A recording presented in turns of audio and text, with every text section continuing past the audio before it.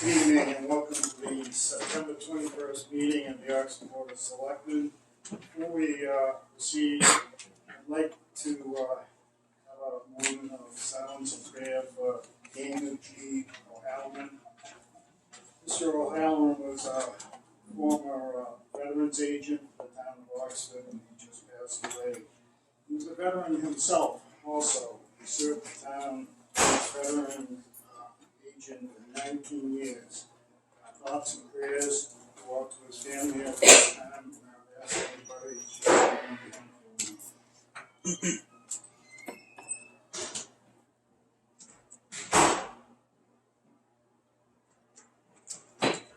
Very good, thank you. First item on our agenda is continued public special permit for public hearing for special permit for animals, 36 Watch Street. The portion of discussion from the public was closed at our last meeting, so we were just waiting to really to hear how things were progressing. So, Kelly, if you mind coming up and thank you for coming. Good evening. On Sunday, September 19th, 2021, I returned to 36 Watch Street to follow up on Susan Provost's request for a special permit. Ms. Provost has finished the chicken enclosure by completing the predator proofing under the fence. Kelly, I probably should read the notice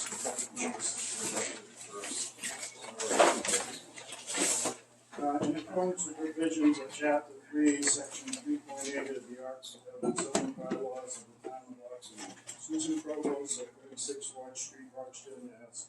01542, has applied to the Board of Selectmen for a new special permit for animals to keep up to a maximum of 15 chickens with no roosters at 36 Watch Street, Rochdale, Mass. 01542.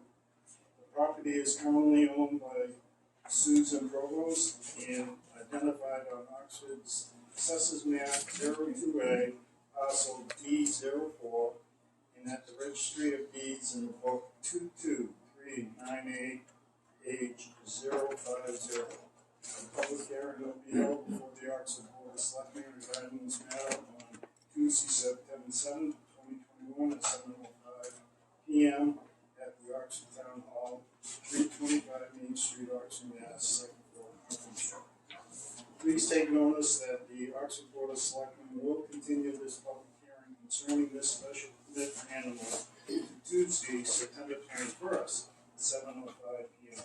This hearing has been continued from the original hearing date of September 7, 2021. This meeting will be held at the Oxford Town Hall, 325 Main Street, Oxford, Mass. Second floor, conference room. Thank you, Kelly. On Sunday, September 19th, 2021, I returned to 36 Watch Street to follow up on Susan Provost's request for a special permit. Ms. Provost has finished the chicken enclosure by completing the predator proofing under the fence. She has installed large bricks and/or stones in the ground under the fence line to prevent predators from being able to dig into the chicken pen. She has also added some more roosting space inside the coop, and she added a small piece of chicken wire to complete the outside pen. Ms. Provost moved all of the chickens out of the old coop next to her neighbor's property line and into the new coop in the pen area. There was fresh food, bedding, and water in the new area. Now that the project is complete, I would recommend that the board approve the request for Ms. Provost's special permit for chickens. Good. Thank you, Kelly. Board members, any questions or comments? Hearing any, then I would entertain a motion to approve. Make a motion the board approve the special permit for animals for Susan Provost at 36 Watch Street for no more than 15 chickens and no roosters from the following condition that there's adherence to the town of Oxford guidelines and permits for animals not covered by the town bylaws and statutes. Second. We have a motion and a second. Hearing any, I'll call for a vote. There was abstain. Yes. And I'll vote yes. It's 3 in affirmative, 1 abstention. You are approved. Thank you, Kelly, very much for all the hard work. I appreciate it.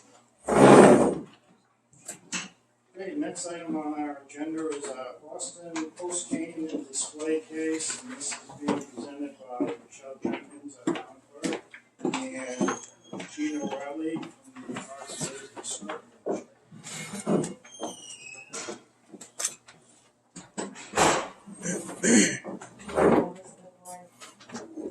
As you may be aware, Boston Post is a long-standing tradition that was established in 1909 by the Boston Post newspaper. The special cane was constructed in Covet and head was made of Brooklyn gold. The special cane was presented to the Board of Selectmen in 700 towns in New England. The cane would belong to the town, not the resident who received it. The selectmen were the trustees of the cane.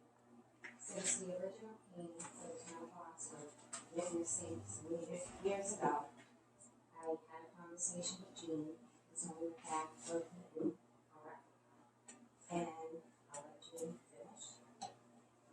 Have you ever found yourself in the right place at the right time, speaking to the right person who raised the right question, et cetera, et cetera? That's what happened when I met Michelle. And at that time, she was aware of the tradition. I was aware of it, but didn't know more than that. Since then, I've learned that, yes, the Board of Selectmen were the trustees of the cane when it was presented to the town. And it was awarded only to men until the mid-1930s. I found that very interesting, but as of the 1930s, it could then be awarded to the oldest living resident of the town of Oxford, whether the person was a man or a woman. The cane went missing many, many years ago. That was the original. And then Karen Crandall, who worked for the Board of Selectmen for many years, bought a new cane on behalf of the town, and that was awarded to some residents until it also went missing. We may have an idea of where it is, but at some point you just have to drop it. It's a tradition that, interestingly enough, sometimes people are feeling very honored, and that's what it's meant to do.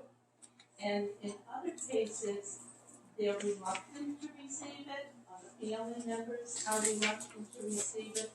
So that would be a question that would be built into the guidelines that would be established, so that the person would have an opportunity to say yes or no, thank you. But it's an honor for somebody.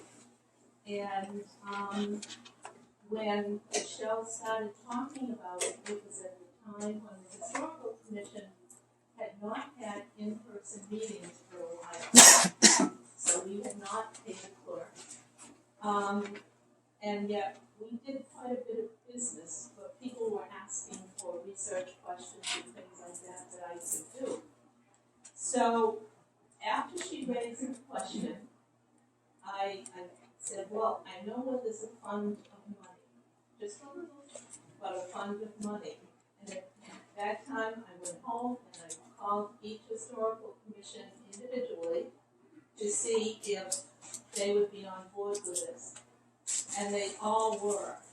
So fast forward several months, when we had our first in-person meeting, at that time we voted to fund the cane project. When I was talking to Dick Shumway, who's a member of the commission, he offered to build the case. He does good work. And so we were going to purchase the wood and purchase the engraving and the cane itself. But in this case, as we talked, it was decided that the cane would remain in this building. It would not go to anyone else's home. and it would need to be displayed properly. So at this time, we would like to present it to the Board of Selectmen because that is the tradition. And in reading some of the information, I heard that the Board of Selectmen would be considered the trustees of the cane. So at this time, we would like to present it to you. We have an idea of where it might look good. We'll talk to the town manager. And I believe somebody has the cane.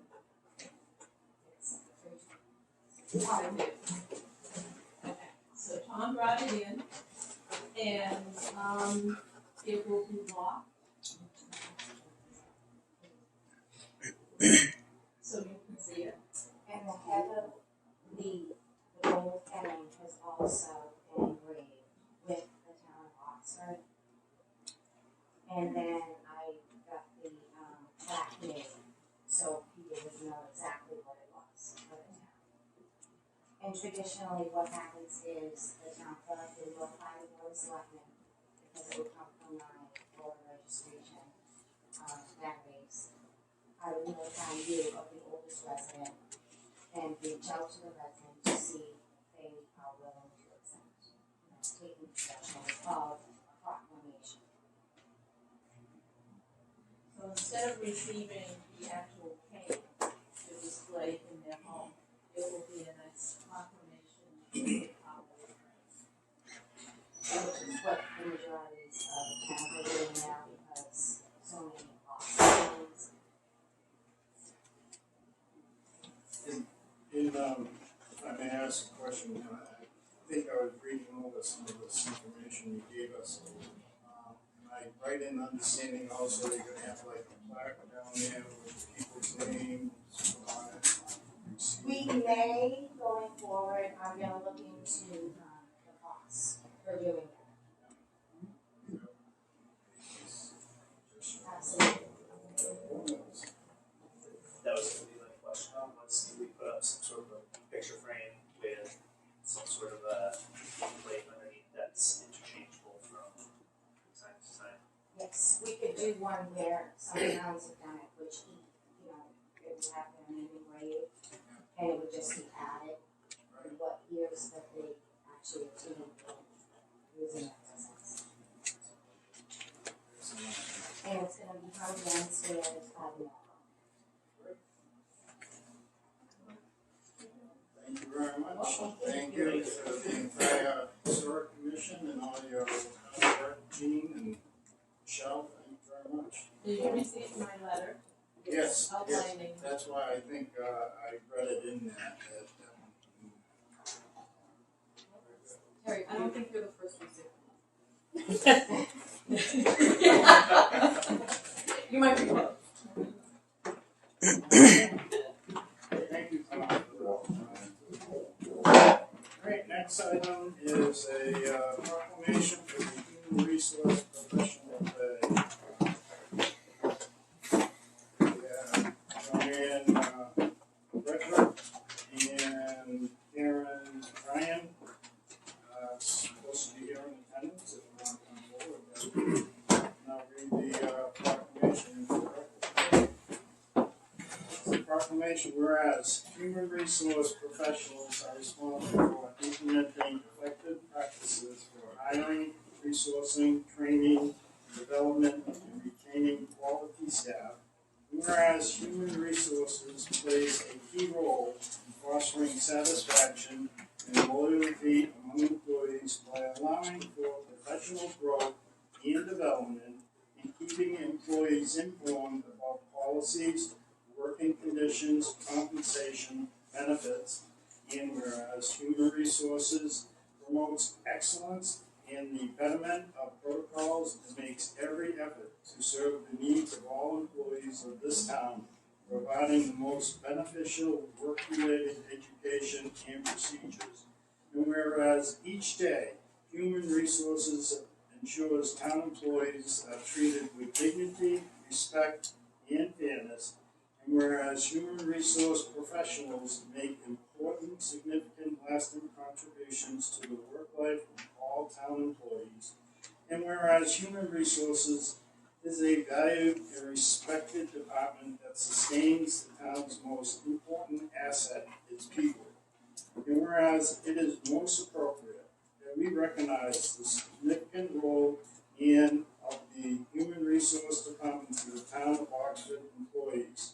Therefore, be it resolved that we, the town manager and the selectmen of the town of Oxford, do hereby recognize September 26th as Human Resource Professional Day and further extend appreciation to our human resource specialists, Joanne Frederick, and department staff, and their exemplary dedication to the town of Oxford. The board also encourages everyone to express their appreciation to our human resources team members for their dedication and commitment to the town of Oxford employees.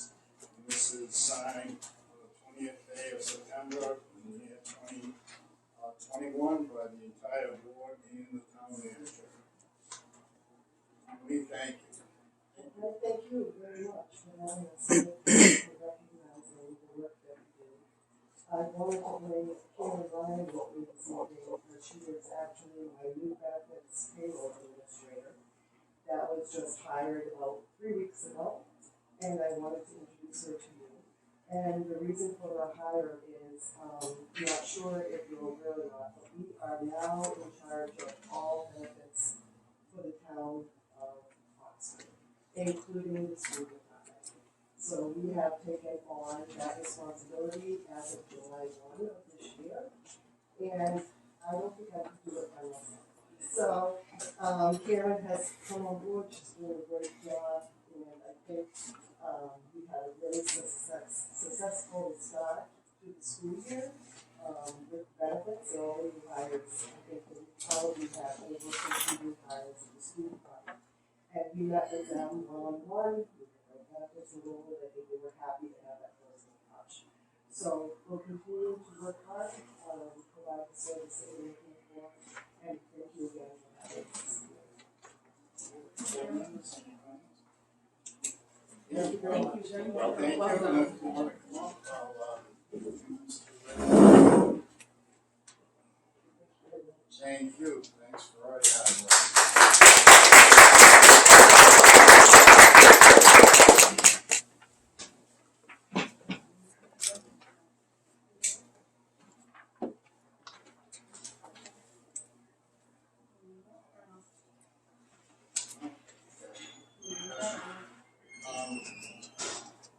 Yeah. I didn't I don't think we'll say motion no. to proclaim that good day as resources. I make a motion that the board recognize September 26th as Human Resource Professional Day with the signing and presentation of the proclamation. Second. I'll call for the vote. Yes. Yes. Yes. And I'll vote yes for an affirmative. All right, next item is National Fire Prevention Week. Chief McDonald is here, and I would entertain a motion that we recognize October 3rd through the 9th as National Fire Prevention. I would make a motion that the board recognize October 3rd through the 9th as National Fire Prevention Week with the signing and presentation of proclamation to the Oxford Fire EMS Department. Second. Motion and a second, comment? Call for a vote. Yes. Yes. Yes. And I'll vote yes, that's four in the affirmative. That motion passes, and I will read the proclamation into the record. Proclamation, whereas the town of Oxford is committed to ensuring the safety and security of all those living in our town, and whereas fire is a serious public safety concern both locally and nationally, and homes are the locations where people are at greatest risk for fire. Whereas home fires kill more than 3,000 people in the United States annually, according to the Federal Emergency and Management, FEMA, and fire departments in the United States respond to 358,500 home fires annually. Whereas smoke alarms sense smoke well before you can, alerting you to danger in the event of fire in which you may have as little as 2 minutes to escape safely, and working smoke alarms cut the risk of dying in reported home fires in half. And whereas Oxford residents should be sure everyone in the home understands the sounds of the alarms and know how to respond. And whereas Oxford first responders are dedicated to reducing the occurrence of home fires and home fire injuries through prevention and protection education. And whereas the 2021 Fire Prevention Week theme, Learn the Sounds of Fire Safety, effectively serves to remind us it is important to learn the different sounds of smoke and carbon monoxide alarms. Therefore, be it resolved that we, the town manager and board of selectmen of the town of Oxford, do hereby proclaim October 3 through 9, 2021 as Fire Prevention Week, and further extend appreciation to the selfless dedication of our Oxford first responders, and urge all residents of Oxford to learn the sounds of fire safety for Fire Prevention Week 2021, and to support the many public safety activities and efforts of the town of Oxford's fire and emergency services. And this is given under signatures on the 20th of September in the year 2021 by the entire board and our town manager. And if the chief wants to come up, I'd be more than happy to present this to you. And I don't know if you have any words of wisdom. Thanks, buddy. Thank you. We appreciate it.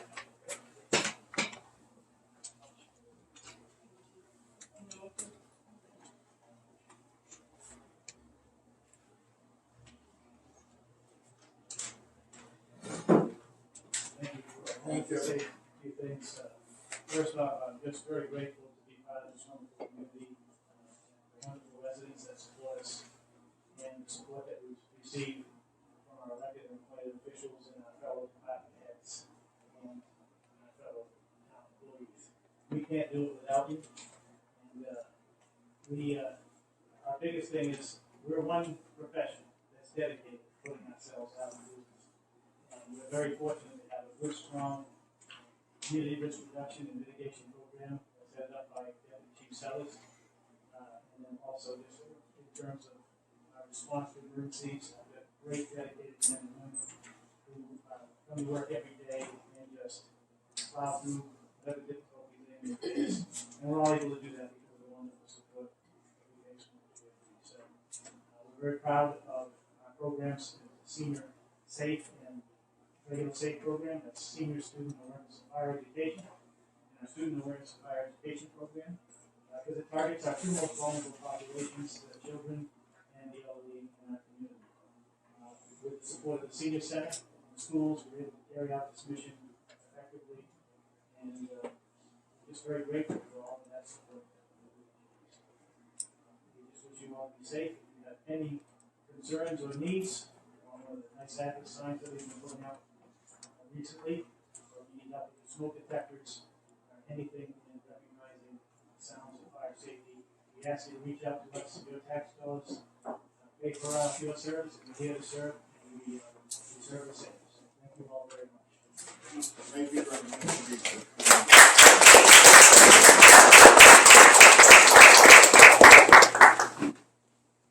All right, next time on our agenda is a general license for the Oxford Community Center Craft and Vendor Fair, October 23rd. Shelley Lambert, director, is requesting permit to hold a craft and vendor fair at Charleston Park on the 23rd of October. And this coincides with scarecrows on the common event. Any comments? Make a motion that the board approve the general license for the Oxford Community Center to hold a craft and vendor fair alongside with scarecrows on the common on October 23rd. Second? Motion and a second. Yes. Yes. Yes. I'll vote yes. One affirmative. That is approved. Good luck. Okay. Next item is a common vicular license by Justin Sikowski, license at Isabel Fruit Deli on 261 Main Street. We have in our packet, the department doesn't require a tech review in this case. Of the informal meeting with the applicant for review process. So, board members, any comments or questions?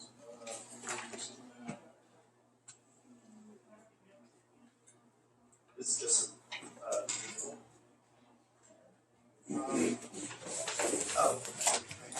Yeah, renovations. Yeah, that's right. You've been doing business for a little while, right? 15 years. As yours? Okay. Excellent. Yes. Any other comments? And then entertain a motion to approve. Make motion that the board approve the common regular license for calendar year 2021 contingent upon the payment of the license, successful meeting with and approval from the building commission, approval of workers' compensation insurance, current food permit, and successful one-time safety inspection, state workers' compensation affidavit, business certificate is required, and the emergency contact form and payment taxes. We have a motion and a second to approve. Any comments? Call for the vote. Yes. Yes. Yes. And I'll vote yes for an affirmative. Good luck. Keep that good food coming. Thank you. Thank you. Great, next item on our agenda is a common vicular license for St. Mark's Church. Note to the board members that St. Mark's Church did not renew their common vicular license during the renewal process of 2020 because of the non-renewal. They were required to apply for a new license. So we received again all that information in our packet. And take a motion to approve. Make a motion that the board approve the common vicular license for St. Rock's Church and to waive the fee pursuant to the board's policy number 602, contingent upon proof of workers' compensation insurance, revenue enforcement and protection attestation, current food permit, a successful 110 safety inspection, state workers' compensation affidavit, business certificate if required, emergency contact form, and payment of taxes. Second. We have a motion and a second. All in favor? Yes. Yes. Yes. I'll vote yes. Affirmative. They are approved. All right, we have a request to use the bandstand on October 16th by Tina Centrum. This Centrum is requesting use of bandstand on Joseph Park for a wedding. 50 guests in attendance on October 16th from 10 to 4. There is a reception ceremony scheduled at different locations, so no food or drink will be served at the park. Police chief said, as indicated, no detail is required for this event, and have attached the application and information from the community center director, Shirley Grandberg. So, entertain a motion to approve. Make a motion that the board approve the application submitted by Tatiana Citron for the use of the bandstand in Jocelyn Park for a wedding ceremony on October 16th from 10 a.m. to 4 p.m. Second.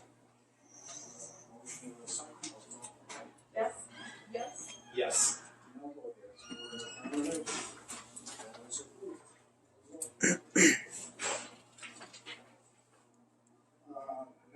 Next item on our agenda is request to use the bandstand by Lynn Jalbert, Girl Scouts French Quarter Service Unit. Lynn Jalbert has requested the use of the bandstand to hold a bridging ceremony on behalf of the Girl Scouts French Quarter Service Unit on September 29th from 1:30 to 8 p.m. with an estimated attendance of 45 people. All that, I would entertain a motion to approve. Make a motion that the board approve the request from Lynn Jalbert to hold a bridging ceremony for the Girl Scouts French Quarter Service Unit on September 29th from 4:30 p.m. to 8 p.m. Second. I have a motion and a second. Roll call for a vote. Yes. Yes. Yes. I vote yes. One affirmative. Motion is approved. All right, next item on our agenda is determination on subdivision 2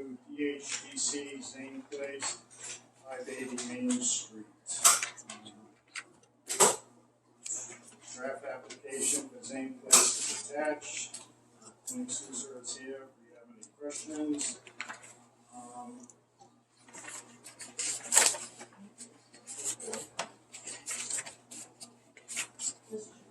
Yeah. It says that Tony Souza, he'll be able to speak on the matter. Is he here for just questions, or does he have anything that he wants to update us on?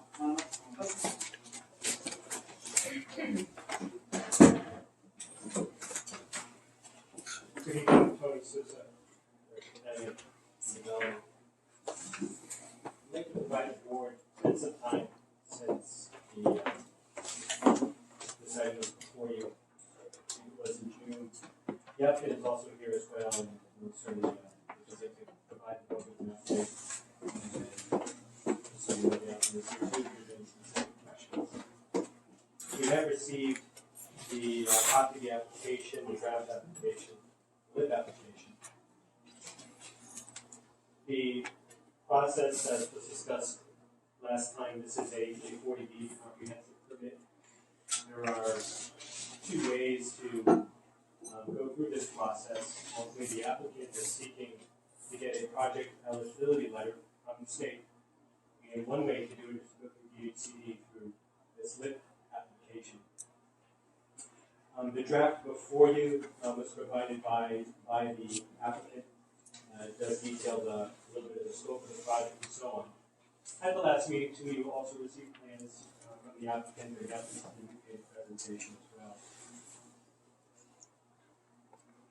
During the meeting, there was also, I believe that an abutter resident that had a few items that was also raised in discussion. And also, as I recall, selecting the land use required with respect to the 30-day notice from the state. So in the process, and I touch upon the residents' concerns as well.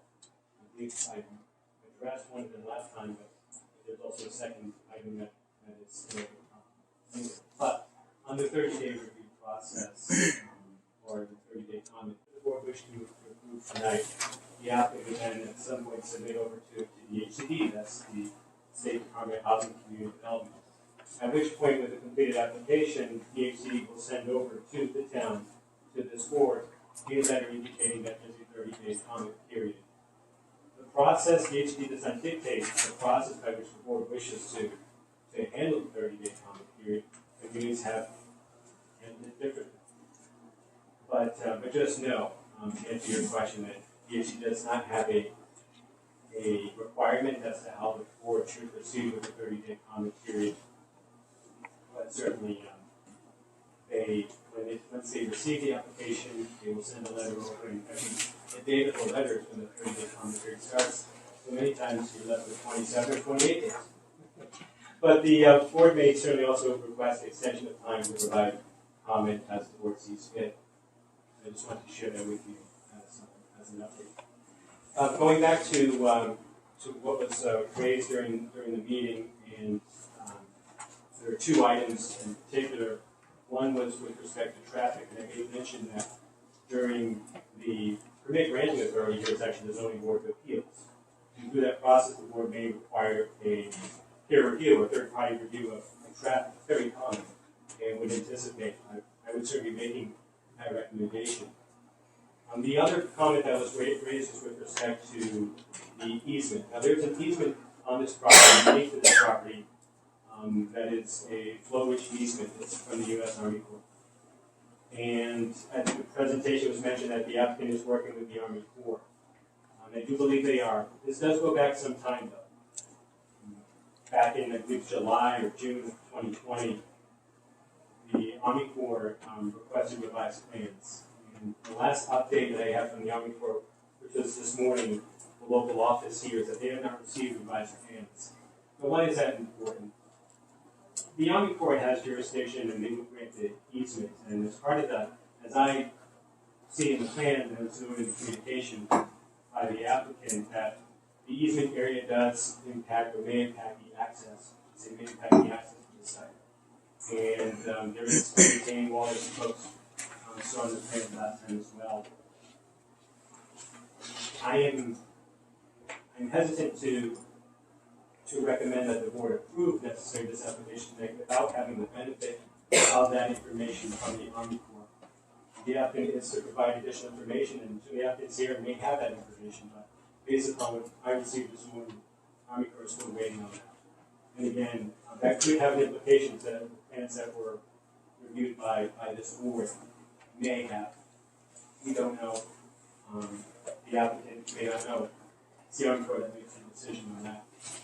So the board may wish to continue to a further date once the applicant has submitted whatever they need to submit to the Army Corps for their final approval of the resolution.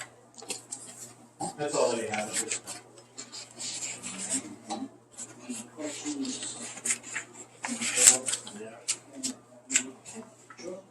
Just a clarification, please. The 30-day comment period, that's the responsibility of the board of selectmen. It's not necessarily the state agency that works with it, correct? So we would be the ones to take in to, it would be, the comments would come to us directly. Do I have that right? Well, here's how it would work. The 30-day comment period is for the purposes of the state to, with respect to the issuance of the project eligibility letter. And there's a certain scope within the regulations that are within their purview, if you will. Now, the town, the board has the opportunity to provide comment again. So in that 30-day window would be your chance. And then the DHCD would respond as they see fit. Now, with respect to other points, other checkpoints, if you will, throughout the process, again, should they receive a project eligibility letter, it is a requirement. It's used for that ticket. Go to the ZBA. The ZBA is the ultimate authority locally, and there would be a public hearing. Safe to say a series of public hearings are rarely done in one meeting. Right, it's over a calendar of 180 days of the ZBA process. Did I answer your question? I think so. Thank you.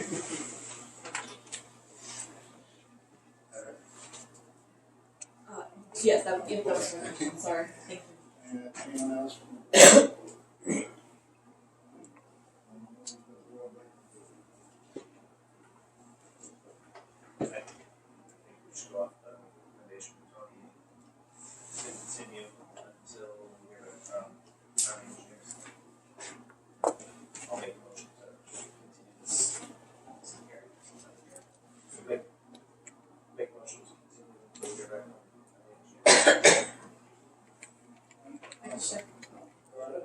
I can second that. So we have a motion to continue this until we hear back from the Corps of Engineers. Is that correct? Yes. And a second. Any other discussion? Now I'll vote. Yes. Yes. And I'll vote yes. For an affirmative, we will continue this until we hear back from them. Very good. Thank you for all that Thank you. information. Thank you. Thank you. Next time on our agenda is as incorporated class 2 license void. You have noticed that James Hadley over as incorporated 6 Boulder Way has informed the office he has moved his business where Ferguson no longer requires his class 2 license in Oxford. So I would entertain a motion to avoid this license. Motion that the board voice class 2 license for House Incorporated located at 6 Boulder Park. Second. Motion and second. Void. Yep. Yes. Yes. And I'll vote yes. For an affirmative, that license is excellent. Next item on our agenda is a proposed disc golf course location. This golf course would be funded through the Molesky Millet Charitable Trust. The board will need to vote to approve the proposed location of this golf course at Wolf Field, which is shown outlined in red on the attached proposal, which to me looks like it's in a wooded area. Is there anybody here that can verify that? Thank you, Gary. Good evening. Good evening. Jerry Duval, DPW Director. Thanks for having me. Absolutely. My pleasure. So before you have a proposal here for, a proposed location rather, for a disc golf course. Woolfield is the southern portion of the town's property at Woolfield in a pine grove, essentially. The idea behind this project is really born on it. I'd like to give you recognition here. I don't think they want to say his name here, but Jason Koyak, one of our own DPW and avid frisbee golf player himself, actually approached me early in the spring with this sort of idea. So always like to encourage that sort of thoughtfulness, try to better our programs, our services here in town. So I said, well, how do you draft a proposal? Let me learn more about this and see if it's a good opportunity. And we did. That initiative provided some very helpful information. And really right from the get-go, we honed in on the field, this particular location for this project. And after I learned a little bit more about it, hearing from him, and he's kind of plugged in obviously with the community, the state here, and that frisbee golf player, he said, there's really not any family-friendly courses that are nearby. So that was really how we started looking at this, and said it's really in the spirit of the Western Charter Trust program. So we put the cart before the horse a little bit and applied for the grant with this location in mind, but just wanted the board's approval to actually go forward with it and move into construction. So it's really, in terms of the site itself, it's not being used for anything right now. It's basically a pine grove. There's a network of trails in there currently. Really, it would be this type of project is really not that intrusive. So we wouldn't be proposing any major clearing, just minor undergrowth clearing, very minor excavation, just to install the T-pads, cloggers and holes and baskets, and then install some signage to direct people where to go. So that's the general idea behind it. Happy to answer any questions the board may have. I've been on a few hiking trails where I've seen these out and about, and people out there playing this game, and it never gets in the way of the hiking or anything like that. It completely blew me away watching these people play this, and I've watched videos on it, small snippets. It just blows my mind that people play golf and then get the discs in these little baskets. And I am in no way, shape, or form talented enough to play that game, but it is fun to watch. Happy enough, so yeah, that's awesome. Yeah, my church has a course in its grounds, on its grounds. A lot of people flip those frisbees and get it in there. I watch it, yeah, wouldn't be, never happened. It is, it's great, and it's something for the general public, be fun to do, so. Sounds good to me. A motion to approve. Make a motion to approve the proposed disc golf course at Woolfield. Second. Okay, we have a motion and a second. Call for the vote. Yes. Yes. Yes. And I'll vote yes, we're in affirmative. Very good, thanks Sharon for explaining that. That's great. Alright, next item on our agenda is surplus request for the fire department. Chief McDonald has requested the following chainsaw declared surplus. We have saw number 4, which is an Echo 2B 8000, purchased in 1997. Serial number 005364. It needs about $369 in parts, and plus shipping. And then we have saw number 8, which is an Echo 2B 8000, purchased in 2000, and it needs $280 in parts plus shipping. So that sounds like they have it. So entertain a motion to approve. Make a motion that saw number 4 Echo 2B 8000 with serial number 005364 and saw number 5 Echo 2B 8000 with serial number 005484 be declared as surplus. Second that. All right. Have a motion and a second.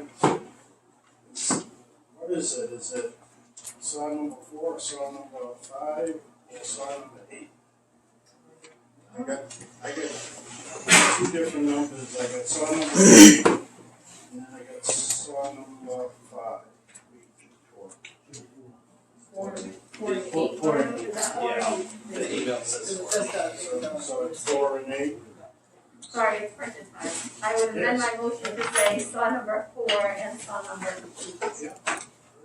You know, that's why I was like, I just read motion. wait a minute. So we're getting rid of saw number 4 and saw number 8. Any other questions? I'll vote. Yes. Yes. Yes. And I'll vote yes. Warrant affirmative, goes to surplus. Good work. All right, next item is special town meeting warrant. Does the manager want to go through these? Right? Yes, yes, no problem. So article, we have a total of 13, articles that are on, the draft warrant before you. Article 1 is obviously reports from the town office or committee. Article 2 is related to any prior fiscal year invoices. And again, if there is any outstanding invoice from the prior fiscal year, we put on the warrant to be paid at the town meeting. To my best of my knowledge right now, I'm not aware of any, we'll put that as a placeholder. Article 3 is about capital stabilization fund, which is something we started in 2019 as a way to start reserves and help us offset future capital items that are major in nature. We are looking to hopefully transfer $100,000 from free cash as a plan. Last year we had done another health infusion, and hopefully that will bring us up to at least $300,000. Article 4 relates to the Free Public Library. Back in May of 2019, at a town meeting, we had voted to temporarily transfer the library trustee and management and control from the Board of Trustees at the library to the Board of Selectmen, only for the sole purpose of conveying a historic preservation restriction on the library, because we had gotten an actual Mass Historic Commission grant to conduct repairs not only to the building envelope, which was leaking severely, but also to the doors that are historic and shoring up and cleaning up all the windows and doors. Now that the work is complete, there is going to be a vote that will transfer that care custody management back into the control of the Board of Library Trustees. Article 5 is repairs of the Free Public Library. I get done with one major project, and there's always major. Since we've certified our free cash earlier than has ever been done, I want to thank Katie and our assessors and everyone in our accounting division working very hard to do those reconciliations earlier. We will have a very healthy infusion that will mostly go to the spring for our capital program. But we did sit down with our department heads and looked at unforeseen or unexpected repairs so that we may be able to take care of them because they're time sensitive. We met with our DPW director and our maintenance director, Mike Lucas, and repairs to the library, particularly with the HVAC system and the elevator, which has been malfunctioning, are two items which we really don't want to wait for. So that would be taking care of both the HVAC system requiring repair or the coil and exhaust fan, and also the current control system to be improved for our elevator. So it's about $87,000 transfer that we're expecting from free cash. So that article will take care of it. Article 6 relates to the Jocelyn Annex demolition. As you know, this has been one of our capital plan items in which in a previous town meeting, fiscal year 21, we had budgeted $50,000 to demolish the building. This is the red building behind the actual OCC and school administrative headquarters. The problem with that is when our DPW director and maintenance director conducted an actual assessment of the building, which you have to do prior to demolishing it, we discovered that it had a significant amount of asbestos, both in its foundation, in terms of the type of glue that they used, as well as in the building itself. And so our demolition cost is minor. The abatement costs are upwards of $197,000. so we kind of put that whole project in abeyance until we could actually see if we would be able to do something this fall. We did actually try to get a legislative earmark, and that was not successful. I don't want to keep this building in the condition that it is. Our OCC director will tell you, and our police department will tell you, there has been vandalism, and there was concern because it's located close to the actual playgrounds in the basketball courts. So I would hope that we could actually take care of this as a transfer from free cash. Again, transfers from free cash have no effect on our tax rate, so I'm hoping that we can get that project done.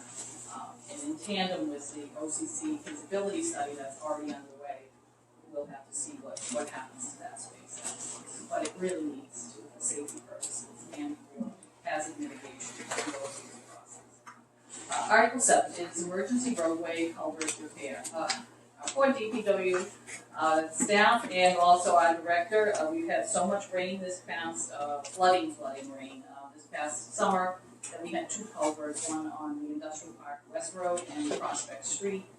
Both had failed quite significantly, and the repairs were not anticipated and in a significant amount of money, upwards of $80,000. So we can transfer to repair those culverts, and we can get them back in complete working order.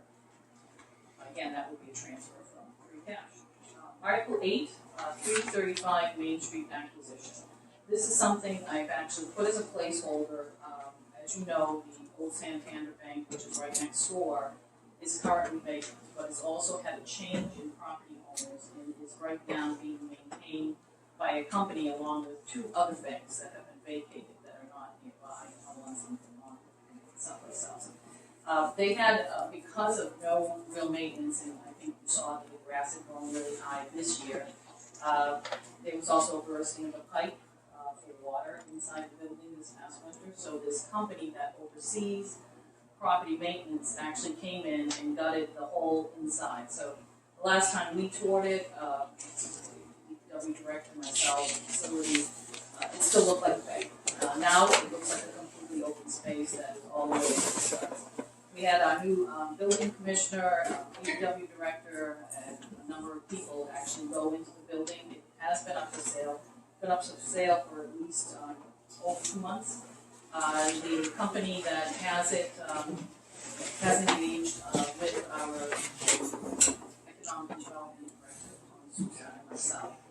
I'm trying to see if there is a possibility that the company, because they don't want to go with another winter, may be inclined to gift the property to the town because it's proximity to the town.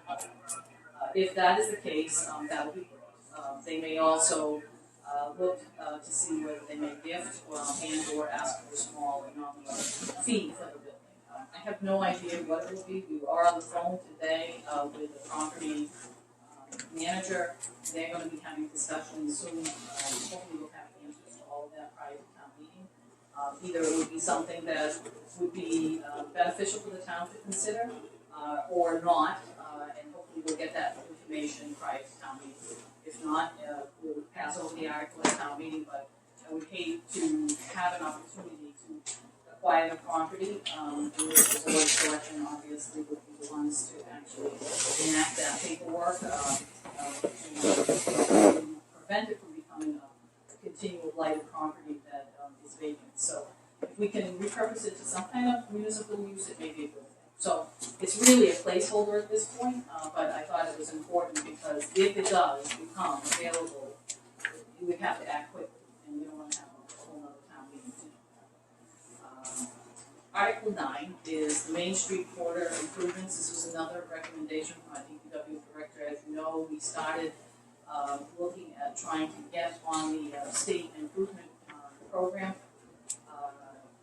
tip ranking for our Main Street improvements. We are at about 15%. We have allocated some money for design and engineering. We held a very well-attended forum earlier the previous year. And this is to actually make improvements all the way from Main Street, from the Front Street area down to Fairlawn. And what we are seeking to do at this point is use some free cash to continue the project for the design. One of the things that the DPW director and I have talked about extensively in any other department head is that what we want to be able to do is, we want to qualify to get it on the listing for the Transportation Improvement Program through the state, which would assume 100% of the cost for construction. The chairman knows he's been on those regional boards that approve that. If we don't have to pay for any of that cost, that would be terrific, but you gotta get up to the 25%. So I would like to support the DPW director's request at this time, because we will have the funding to do that. And again, this would be a transfer from free cash, it would be no effect on the tax rate. The next item, and I don't know, Jared, if you want to speak to it or not, but we are seeking to have a roadway debt exclusion article once again to bring forward. We are looking to listen to the townspeople, which unanimously passed it at town meeting for a $15 million borrowing, but it did not succeed at the town election. So we know that our roads continue to need repairs, and we just simply don't have enough funding. But we came up with a very novel idea, DPW director and I, and that is, let's prove what we can do with a smaller amount of money in a shorter borrowing time frame, and still be able to add that cash infusion. We have been spending over $500,000 out of our operating budget, which is not well supported by financial agencies, because capital items are one-time expenditures that should not be really put into account operating budget.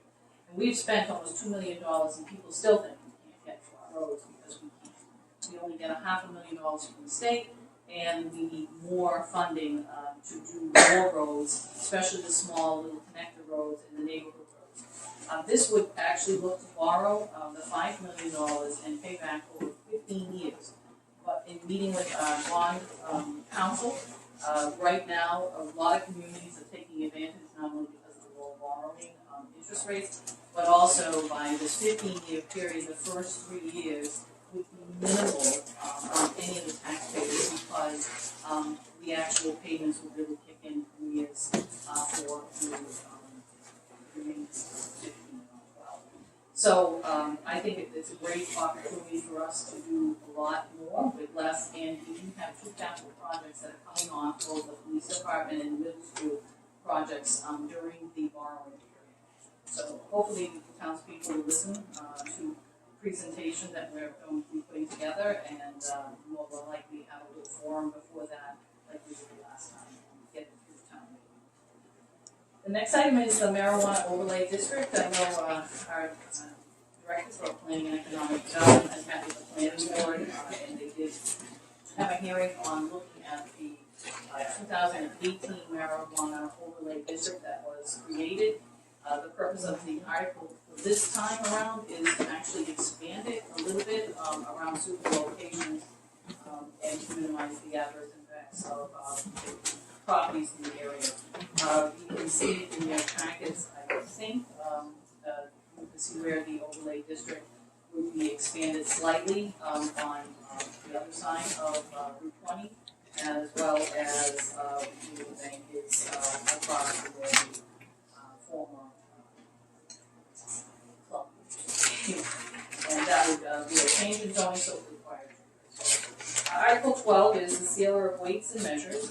That is an article in which our actual sealer of weights and measures, which is, basically certifying all commercial weighing and measuring devices such as gasoline meters, scales, and scanners. We haven't had an increase in the charges associated with testing and certifying to align Oxford's fees with that of our neighboring community, and our actual sealer of weights and measures as proposals.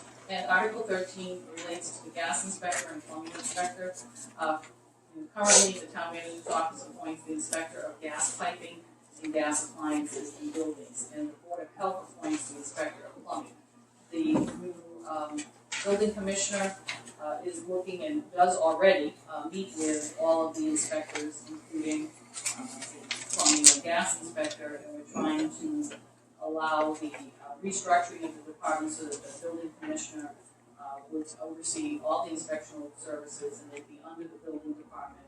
And this would actually allow the inspector to do that, along with the appointments being from the manager's office rather than two different places, and the oversight being under the building commissioner's office. And that was another requested. And that was the one that I have. Thank you, board members. Any comments or questions? I'm not hearing any, any motion to, adopt the warrant.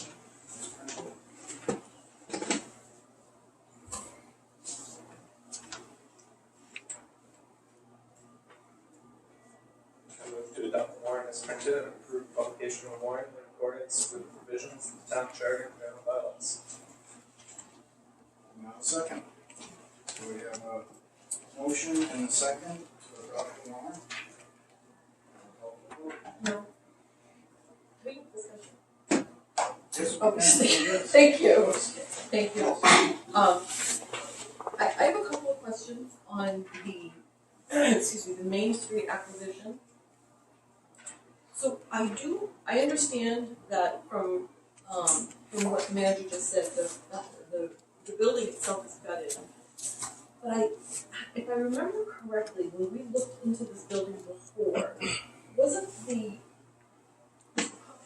cost to renovate somewhere around $250,000, or am I thinking, was that prior to the demolition? So I can't remember right off the top of my head. It was looking to try to actually bring it up to public ADA compliance. And so there were a couple different possibilities. One is actually for the main floor and not the second floor. We would have to do some more exploration, and I would intend to do that if they come back to us with something that the board could actually consider. But right now, we're in just the discussion phases. It's just that I always like to at least put a placeholder so that we're not, precluded from having the discussion, because, if they come back and they say, okay, it's as is, and we'll give it to you, then obviously we're gonna need to bring it up to code, no matter what. And, then we will actually own those costs, more so that we be able to tell you, and our building commissioner and DPW director, everybody, depending on what we want to actually repurpose the building. We do have, problems with some other buildings, like the Barton Street, and so it could represent, a really good opportunity for the town. But it's all in the numbers, right? It's so, and I don't know what those will be, and I don't know if they'll even consider giving the town or giving it to the community. But we do know that we have at least an advocate, right, Tony? We heard today. We do have an advocate on our side, saying, if they're interested, then, obviously we'll bring it to the board. But either way, we have to eventually get it to the town. We might be able to get more information before that.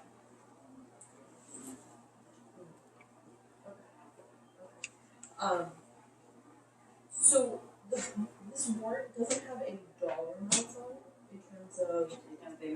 They never do. Okay. Only the motion that I actually gave that to you so that when speakers can into it. For the ones that I do know, and then the ones that might be adjusted right from the very last moment. We typically don't really know exactly what's going on. And then just another question in regards to the Jocelyn buildings or the red buildings with all the asbestos in it. I just wonder if we did put aside $50,000 that's already sitting somewhere else, so the $200,000 It's just for mitigation. Yeah. Jared had done it, and we had looked at that, and we couldn't believe the costs related to the mitigation of the abatement of it before we can demolish it. Right. Yeah. And then something else I have.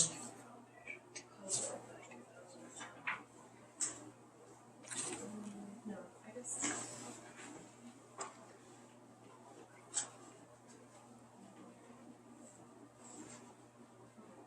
it? Thank you, sorry about that. So we're still at the voting stage, I don't know.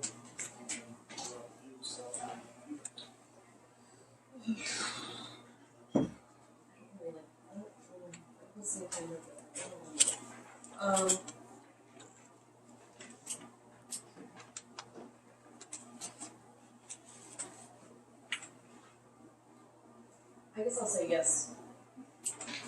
Yes. Yes. No, vote yes, that's 3 in affirmative, 1 negative, the is adopted. That's great. All right, we go to the town manager's evaluations. So.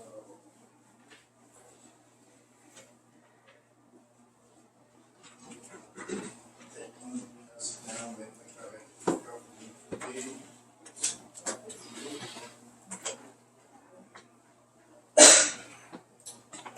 All right, section 4 of the town manager's employment agreement requires the board to evaluate the town manager annually based on goals and objectives jointly developed by the board and the town manager. It charges me, the chair, to provide the manager with a summary written statement of the evaluation findings of the board. This is a much divided board which the evaluations reflect. The summary reflects my best effort to fail to reflect the views of the 4 members who submitted individual evaluations. Selectman Sad was not able to complete an evaluation. The scores, comments, and goals are almost completely equally divided between positive and negative. For example, on the positive side, the town manager is seen as a hard-working individual. She works tirelessly on the finances and budgets to make sure our town runs efficiently and effectively as possible. She is a person who puts the town's best interests ahead of hers, cares for her employees, a good leader for our police, fire, and DPW employees. She is present at the town hall many long hours and there whenever she is needed or a crisis arises. Her steadfast commitment to ensure the safety of staff and employees and the townspeople during this incredible, difficult pandemic and to keep everyone well informed was praised. Members also commented for her ability to look to the future in every area from finances, staffing, department needs, townspeople's concerns, and technology. The town manager was praised for her ability to understand that it is necessary to keep our technology up to date to ensure the successful functioning of our town. In doing this, the town manager is all cognizant, that change is needed and necessary for our town to run smoothly today and also to look ahead to its future. Those who were more critical viewed the manager as hardworking, but to further her own agenda, not that of the employees, departments, or townspeople. These members acknowledge the town manager does a good job on the budget, but felt things were not clear and understandable, and that although she obtained many grants, questions exist as to what happens to sustain the town after the money is gone. Members also expressed concern that employees are not listened to or unappreciated. They expressed that she is condescending and lacks communication skills necessary to keep boards, committees, and departments running smoothly. Although the town manager is present at town hall, it is also felt that there is a closed door separating her from anyone trying to talk with her. Although departments seem to be running smoothly now, there is a concern for future staffing and equipment, as well as the safety and health of our fire department and EMS employees. In trying to be cost-effective in the technology department, the lack of a full-time accessibility of the communication system is a concern that should something go wrong.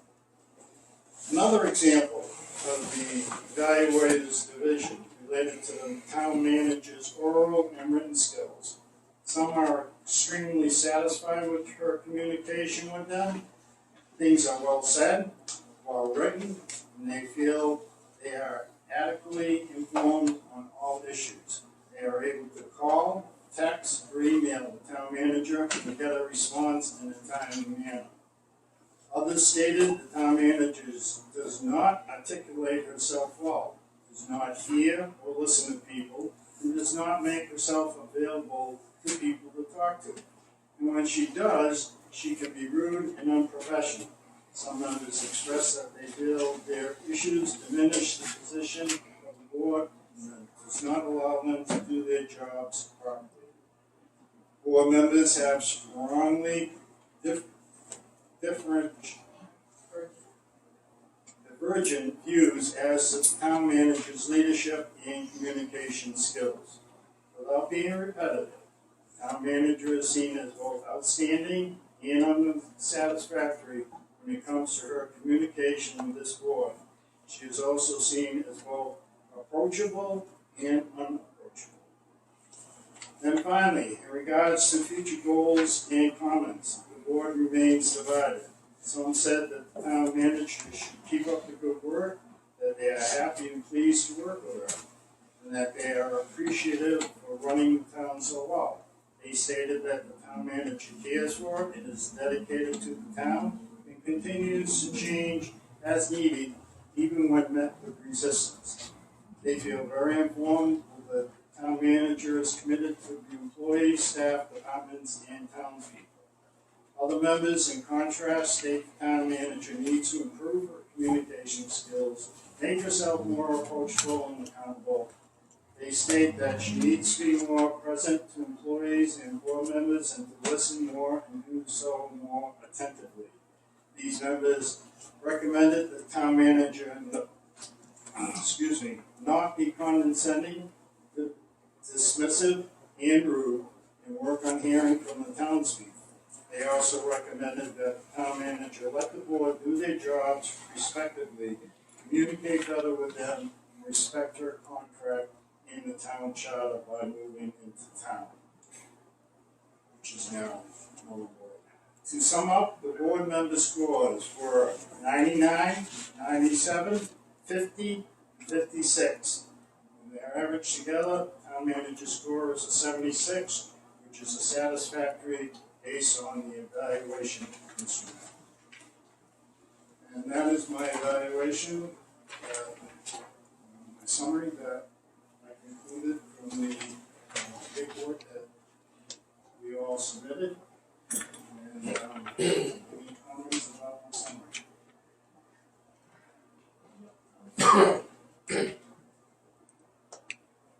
If there's no comments, then I would entertain a motion to approve this summary of the evaluation of the town manager.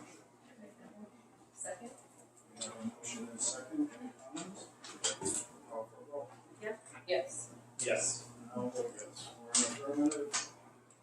That is the summary for the town manager. And town manager, I'm now gonna allow you to proceed. Before we move on, Mr. Chairman, if that's okay. Okay, I okay, want to yep. let her speak on this summary.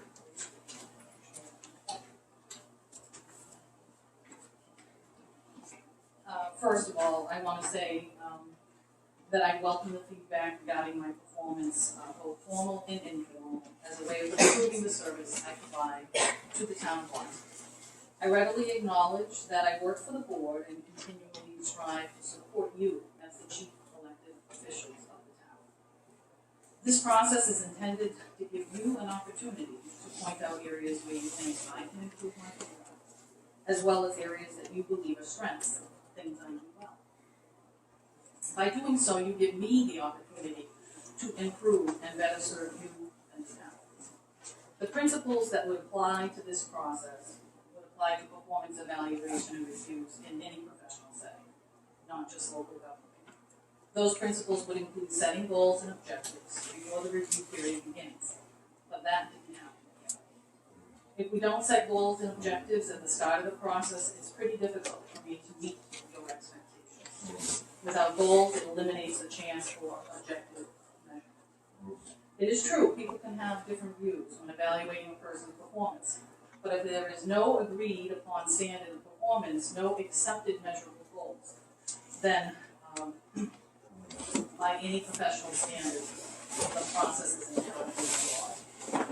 A performance review is a tool to help improve performance. And while I appreciate the efforts of some members who utilize the tool in the spirit of helping to improve, I am concerned that some members instead used the actual tool as a weapon. To have some members rate my performance as exemplary while others rate it poorly, you have to wonder what's the real motivation behind the stark difference, as that is indicated. Respectfully, I would suggest that it has absolutely nothing to do with performance. The board members that criticize my communication skills do not speak to me or communicate with me outside of meetings. Communication is always a two-way street. If you have concerns, you have issues you'd like to address, you only need to talk to me.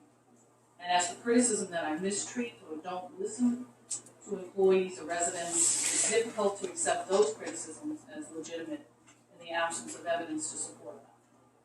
I should not be judged on anonymous or unsupported complaints. And if there was a sincere desire to help me improve my performance, I think those members who have communicated their concerns would have done so directly, especially since it's been several months since the individual reviews were done. There has been no such communication, and I don't think that is helping anyone. So I love my job, unequivocally.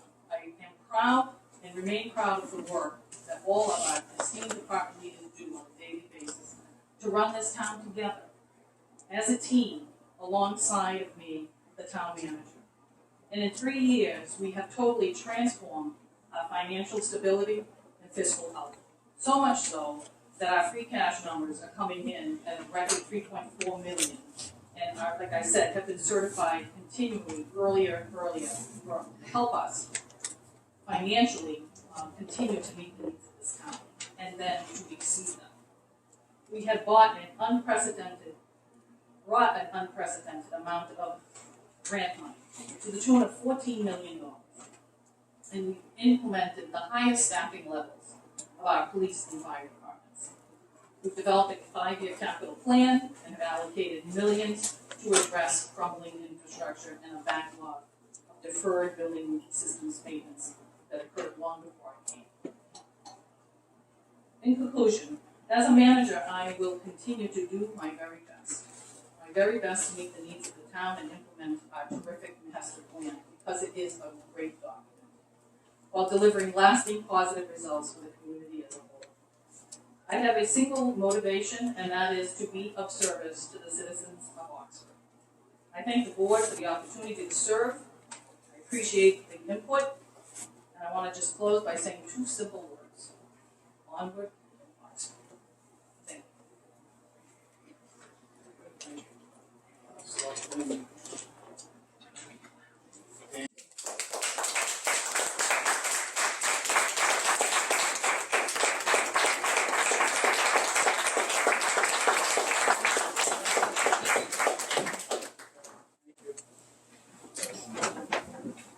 So, based off the review and then the comments that we just heard from the town manager,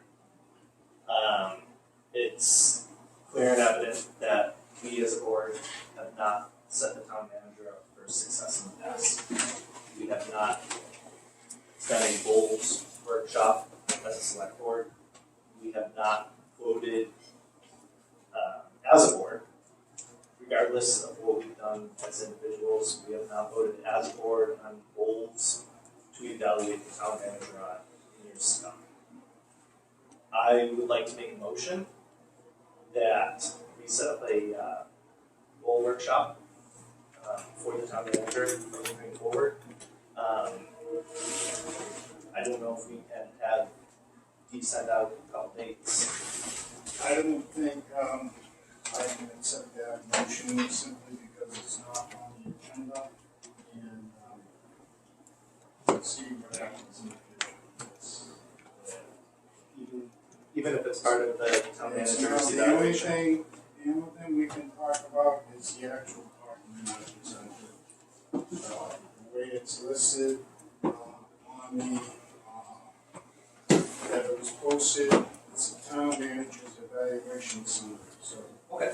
That's the only thing we can talk about. I'll send you an email to You try and wanna get email me? it set up. Yes. I just have a question, based on the fairly detailed prepared statement, did the town manager have access to her review prior to tonight?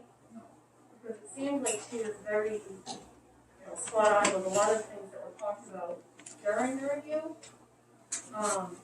But I would also like to comment on a couple things that she said, with regard to a lack of goals. I mean, while we didn't give her anything that was voted on by the board per se, in previous reviews, we have discussed goals moving forward, but she did have an idea of things that individuals may have wanted to see.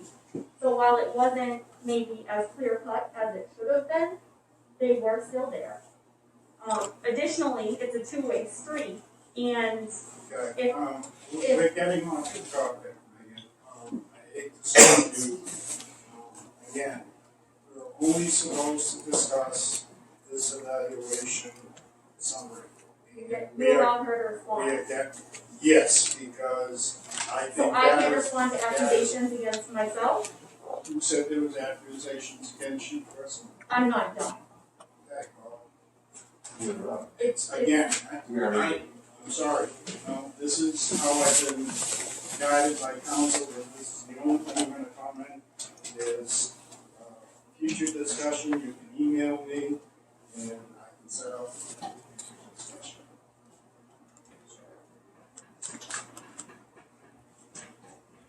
That being said, next item on our agenda is town manager's, report. Thank you, Mr. Chairman. First up on the manager's report is the Complete Streets grant. Several years ago, the town had a complete streets prioritization plan that was done totally internally by our DPW.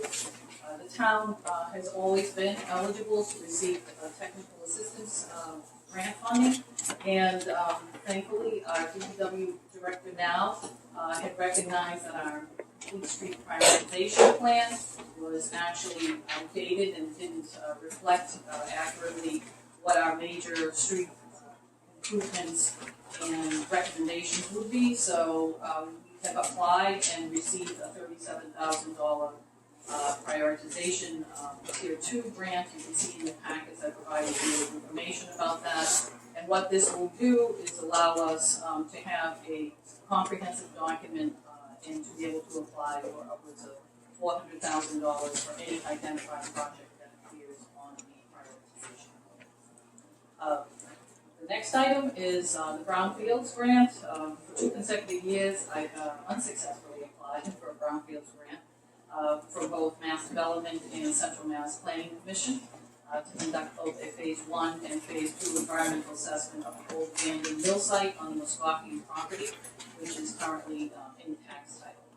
But you could just say, I guess, third time is a charm. Our new Planning and Economic Development Director had recently submitted to a lower funding grant program to the Central Mass Regional Planning Commission, and just had received word this week that we're going to be receiving some grant funding assistance in the amount of $20,000 to apply to a Phase 1 environmental assessment pending the final approval from the EPA based on access issues to the property. So keep our fingers crossed, we might be able to do that, and we'll come back with a recommendation of what that particular property could have in its future. September 11th ceremony and proclamation. I know we still have a number of our fire department here, and on Saturday, September 11th, the Oxford Fire Department held a ceremony at its headquarters to commemorate the 20th anniversary of September 11th. That morning was just absolutely beautiful with crystal blue skies, and it was very eerily similar to the fateful day 20 years ago, which all of us remember. There were close to 3,000 people who passed away that day that were victims. Under all of those, 343 firefighters along with the victims of the collapse at Parish. And on that day, I really want to say I'm very proud of our fire department for the ceremony that they put together. And I know our deputies were very instrumental in that. And on that morning, the bell was struck and the flag was lowered in honor of all of those who perished. Additionally, Representative Joe McKenna, who I haven't seen recently because he just had a baby a little while ago, not him, but his wife. And he came by and gave us the proclamation for September 11th, Remembrance Day. And Chief, I would like you to take that back to the department. I think it would be really fitting to have it there since so many firefighters had lost their lives. But I thought that was very beautiful, and we apologize for not being able to come. And I thought that was very good. Thank you. The next item is the Slater sheet. If you can look in your packets here for something that is very exciting and bright and artistic, you're going to see that we had recently, my office had been actually contacted by the Swiss Tern company here in Oxford, and they teamed up with the Samuel Slade Museum, which is doing a very interesting art project, public art, and they're taking 25 sheep that weigh about 30 pounds, and they are completely white, and they are fabricated, and they are finding artists who will turn these fabrications into beautiful art. So Swiss Tern has done that with a local artist, Rebecca Holt, who lives here in Oxford, and the metal art was also done by Corey Mitchell. And so our library director is so thrilled because she wanted to put it where we had a piece of artwork before. And as you can see, for ours, it's supposed to be representing the Industrial Revolution along with the aspects of some local current day manufacturing. And so it's a very unique sheet, and there will be a whole learning project associated with this. And so people actually go and visit all the different places of these sheets to learn more about the history of the region and its industrial revolution days. Community meeting. I just wanted to confirm the date from a previous manager's report about a community meeting related to the Lowe's Pond dam project. I had committed to wanting to do a residential community forum, which will be held on September 29th, which is a Wednesday at 6 p.m. at the police department training room. It's an invitational mailing that did go out to all the residents around the pond, and others who expressed interest. So anybody from the public is welcome to attend and hear about this important and exciting project, which will be replacing the existing dam in Soosway and also providing us with a very new park space. Keep fingers crossed and all goes well. Swearing in ceremony, I just wanted to highlight for the community that last Thursday we had a swearing in ceremony for the deputy chief, Ken Sellers, who's here this evening. It was at the fire headquarters. It was very well attended by town staff, fire department colleagues, and former chiefs, and family and friends. And I know the deputy received a number of citations, including those honors that came from local and state officials. And I know that Selectman Lamarche and Selectman Nation was also attended. And it was very beautifully put together, and I know that Deputy Chief Langer and the chief worked very hard on that. I commend them for that. This is an item that everybody wants to know about spring and fall, and that's the bulk item. DPW has announced the dates, Gary's from fall bulk drop-off to be Saturday, October 30th for all residents and homes that are in the Oxford Center North on the Charlton Street in Sutton Ave. And Saturday, November 6th, for Oxford Center South. Again, it'll be from 8 to 3 p.m. Households are limited to one load per household to the transfer station. There will be social distancing and masks required at the facility when unloading. An acceptable material listing is at the website, on the town's website. I wanted to, under 8, just acknowledge the fact that we received a very nice letter from the Lieutenant Governor about completing our 3rd Community Compact Grant relative to the best financial practices, and she applauded us for choosing and finalizing both the budget document and the financial policies manual. And as a result of that, that will make us eligible now for another 1 or 2 applications for a new best practice, which is what I'm hoping to kind of formulate with our department heads and see what we can come up with. I know our community director is still here. I just want to thank her for an exceptional season finale of Movies on Main, which just happened on Sunday after being rescheduled because of inclement weather over the Labor Day weekend. Of course, you posted Remember the Titans to celebrate the onset of our football season, and I want to thank you for doing that. And obviously, the class of 2024 was out raising funds at the movie, and I know they're looking forward to the next year's schedule. So thank you and congratulations for a job well done for being able to present at least 6 movies this season. The next is the APWA national competition. I just want to refresh your memory. I think you remember Randy and Matt coming to the board with a big, huge trophy for winning the regional competition for the snow rodeo, which is the American Public Works Association's rendition of being very accurate in operating heavy equipment under the jurisdiction of Public Works departments.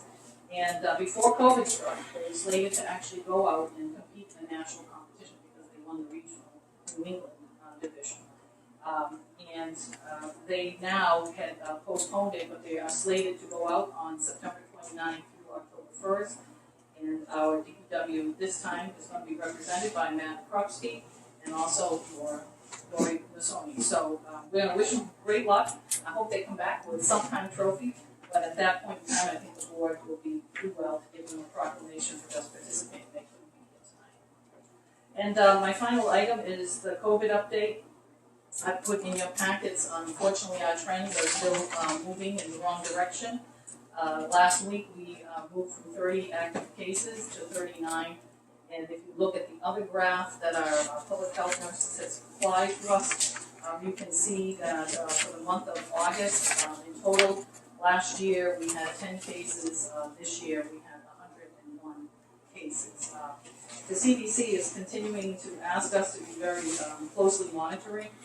We have had a number of employees that have been either exposed to loved ones and had to be out of work to not infect other people who may not be vaccinated. So our Board of Health is making a real plea to everyone to get vaccinated, any individuals, and they just tune up and they're advised to wear a mask in all indoor settings.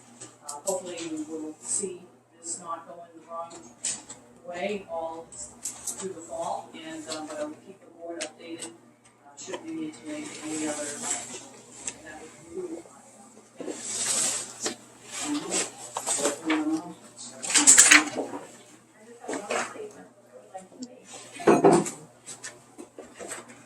Our board is currently reviewing that we have 4 members of the incompleteness has led to a divide and brokenness that is doing nothing but a disservice to the town and the residents that elected us to represent them. I'm speaking from my opinion and my feelings right here, and I'm getting to a point. It seems to me that our government is lacking transparency and dissemination of information to both the board members and the residents. While it's ultimately a good thing for board members to disagree and offer different opinions and perspectives, our board lately takes it to an entirely different level. Our charter calls for a 5-member board. Unfortunately, with the passing of John, our board became a member of 4 at a very difficult time in town politics. He believed in the system of checks and balances. Currently, our town has a lot of checks, but not much balance. The lack of a board has caused the town to be unable to act on important matters and move forward with progress. If anything, we're moving backwards. There seems to be an increasing attempt at an overreach of government authority. Our charter is supposed to be a safeguard against a stalemate, yet it seems more and more that our important matters are ending that way. It forces the use of different rules to be applied that may or may not seem appropriate, but the hand of the board is forced. Giving the chair the power, the board members are unable to reach out to legal counsel for clarity on issues and just have to trust that we're doing the right thing. Notwithstanding that, employees across the town in various departments are discouraged and even forbidden from speaking to us as board members. Excuse me. If you don't agree with the chair or administration, you're chastised with You are out silent of spoken at with a raised voice, I will and have to worry about ask you to resign, potentially baby. having Excuse a Excuse me, you are out of order. You must leave. You should resign, baby. You are out of order. You are Why don't you speaking just resign? statements that are inappropriate. Please leave. Resign. I will get the police. Resign. You and your hidden agendas, Megan, need to resign. Excuse me, no comments from the.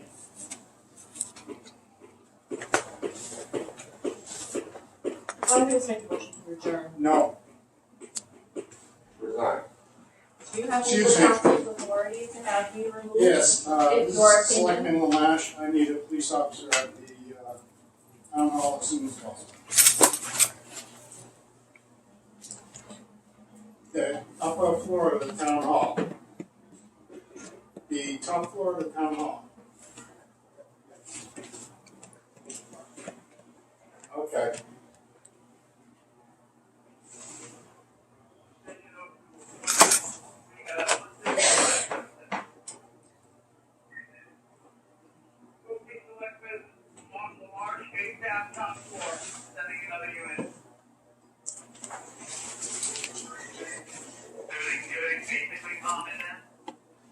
Yes, at the moment. I just need somebody removed.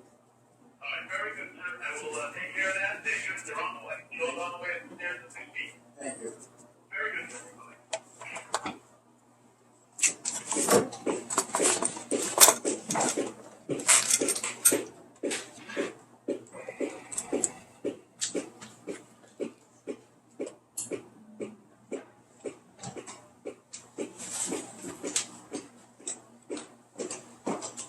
Do you have legal counsel's authority to do this?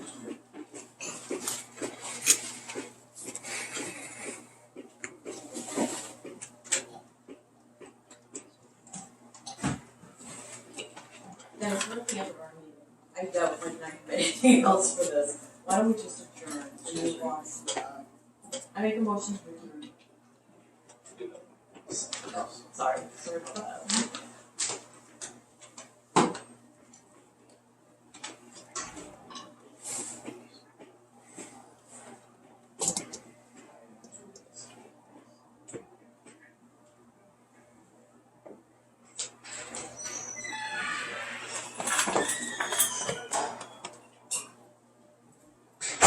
Excuse me, Sergeant Conlon. I would like this lady removed. She is out of order, refuses to listen to me. Please remove her. You want me to remove? Selectman, yeah, yes, I do. He doesn't like my opinion. Yes, But I said she's that making on a the statement that is incorrect and improper. This lady. I'm making an announcement during She's election not making an announcement announcement. pertaining to In my. my meeting, I'm sorry, no, this is my meeting. It's not an This is a announcement. very difficult position for him to be in. This is not fair to him. Let's just All right, adjourn the you meeting. just stay right there. Let's go. just adjourn. I will second. Selectman LeBlanc, do you have anything? Oh, no, I have nothing. Selectman Daniels. Well, I have a few things. I have been contacted by a couple of residents. One has stated that the flowers along Main Street are just wonderful. They think it looks fantastic, and I said I would just pass that along. The other thing is I had another resident, they were very happy with the movies on Main, that their family enjoyed it tremendously. And again, thank you very much for that. I also, as the town manager mentioned, was at Deputy Sellers' swearing in. It was fantastic. It was kind of awesome to see the support of town employees, various, the police, fire, town hall, DPW, all different people there. And he's very deserving for that position. And so I I just wanted to publicly, I did it that day, but say congratulations and keep up the good work.